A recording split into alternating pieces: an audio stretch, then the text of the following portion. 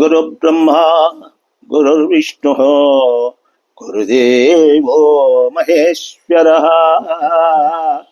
గురు సాక్షాత్ పరబ్రహ్మ తస్మై శ్రీ గురవే నమః.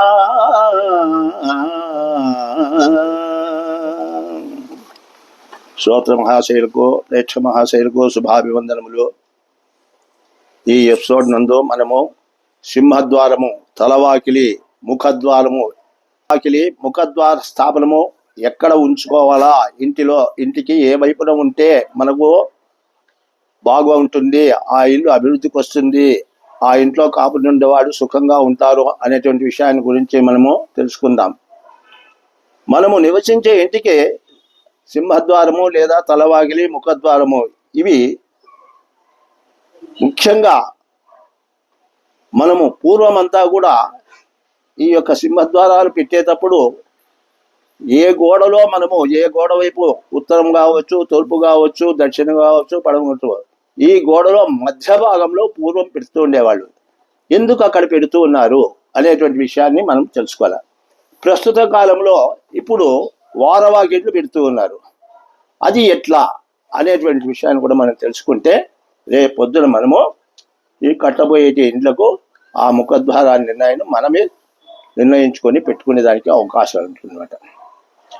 ఇక్కడ ఏ గోడ వైపు మనము ముఖద్వారం తలవాకిలి పెట్టుకుంటామో ఆ గోడ మొత్తాన్ని 9 భాగాలు చేసుకోవాలి. ఆ 9 భాగాలు చేసుకున్నప్పుడు మొట్టమొదటి భాగము రవిస్థానము. ఇది నవగ్రహ స్థానాలు అన్నమాట. ఈ వాస్తువు కూడా నవగ్రహ స్థానాలు ఉన్నాయి.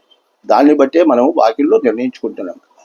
మొట్టమొదటి స్థానము రవిస్థానము, రెండవ స్థానం వచ్చేసి చంద్రస్థానం, మూడవ స్థానం వచ్చేసి కుజస్థానము, 4వ స్థానం బుధస్థానము, 5వ స్థానం గురుస్థానము, 6వ స్థానము శుక్రస్థానము, 7వ స్థానము శని స్థానము, 8వ స్థానము రాహుస్థానము, 9వ స్థానము కేతుస్థానం. ఈ విధంగా గోడలో ఈ యొక్క నవగ్రహ స్థానాలను బట్టి మనము వాకిళ్ళు పెట్టుకోవాల్సి వస్తుంది.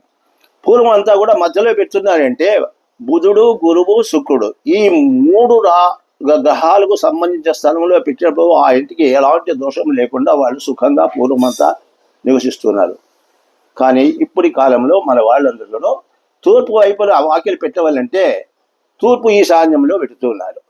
తూర్పు ఈశాన్యంలో ఇక పోనీ ఉత్తరం వైపు వాకిలు పెట్టాలంటే తూర్పు ఉత్తరం నట్లు ఆ మూలకు పెడుతూ ఉన్నారు. గోడ పెద్దగా ఉంటే మనము ఆ స్థానంలో వాకిళ్ళు పెట్టేదానికి అవకాశం ఉంటుంది అనమాట. గోడ పొడవు తక్కువగా ఉన్నప్పట్లో స్థానాలు ఇప్పుడు మనము వారవాకిళ్ళు పెట్టేప్పుడు రవిస్థానము, చంద్రస్థానము, కుజస్థానం 3 స్థానాలు కూడా తగిలేటువంటి అవకాశం ఉంది. అట్లాంటప్పుడు ఆ ఇంటిలో కొన్ని బాధలు అనుభవించాల్సి వస్తుంది.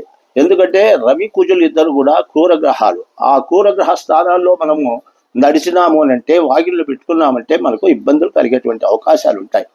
దయచేసి దీన్ని గుర్తించుకొని మీరు ఆ వాకిళ్ళు పెట్టుకునేది మీరు చూసుకొని పెట్టుకుంటే మీ సంసారాలు మీ సుఖంగా ఉండేదానికి అవకాశం ఉంటుందన్నమాట.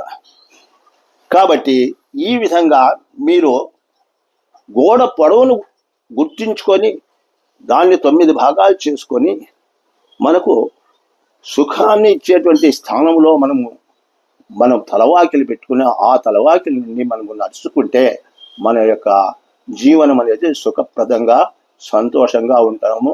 అంతేకాక పుత్ర పౌత్రాదులతో ఆయురారోగ్యాలతో మనము ఆ గృహంలో నివసిస్తాము. ఇటువంటి యొక్క దోషాల వల్లనే మనము ఈ గృహాల వలన కూడా మనము బాధలు కలుగుతున్నాము. కాబట్టి తెలిసిన వాళ్ళను మీరు సంప్రదించి మీ ఇంటి యొక్క వాస్తుని గురించి తెలుసుకొని తగిన రీతిగా మీరు సరిచేసుకొని సుఖంగా జీవనం గడుపుతారని మరీ ఆశిస్తున్నాను. ఓం స్వస్తి.